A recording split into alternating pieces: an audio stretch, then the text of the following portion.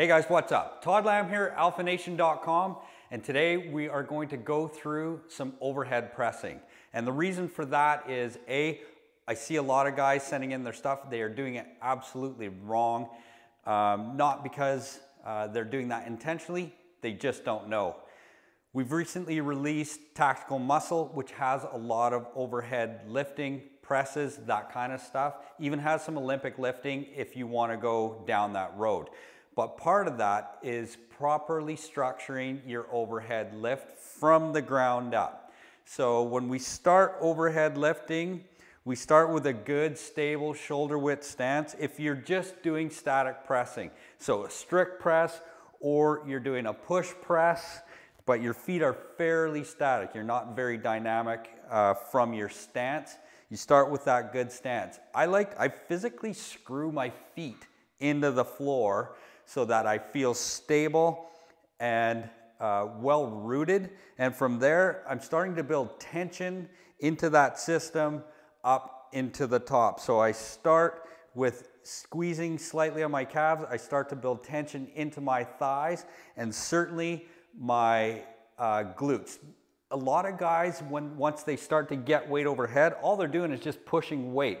They have absolutely zero integrity in their trunk as they're pushing and in their ass as they're pushing. There's something I like to say to guys. If you're wearing $30 shorts in the gym and you're overhead pressing, $20 worth of those shorts better be squeezed between your ass cheeks. You need to be gripping with your glutes. That's going to provide that stable platform. So as you're pushing from the side, you're screwed into the floor, you're building tension, you squeeze the glutes, you're braced through the trunk, you're in a decent position with your hands just outside shoulder width, and you're pressing overhead. So as you press overhead, that bar, your shoulders, and your hips are all going to be in a nice static or a nice straight line. What we see happening is guys either tuck their ass under and they break the integrity of their trunk, or they're pushed with their ass back trying to force it, and there's no trunk integrity again. So here's what it looks like. Again, if you are coming up out of an Olympic lift, you're into this position and you're up here. Now, when you come out of an Olympic lift, obviously, once you're resting on your clavicles here, your hand position is such that it's kind of in 2 or 3 fingers, depending on how you rest your clean. Elbows are up. Now, when you're gonna press overhead, you've got to adjust that. So if we're doing a static press, we're adjusted. I've screwed into the floor. I've got tension in my quads. I'm squeezing the cloth between my cheeks and my ass, and I'm gonna press overhead. And then I have a nice straight line between my shoulders, the bar, starting at the top actually, the bar, my shoulders, and my hips. I'll just turn to the side real quick. We'll have a look.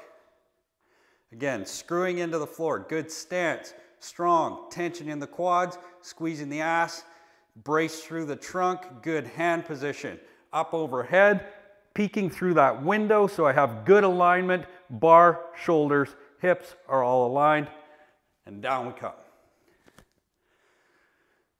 Okay. All right, guys. So, again, for Tactical Muscle, we use overhead pressing a fair bit.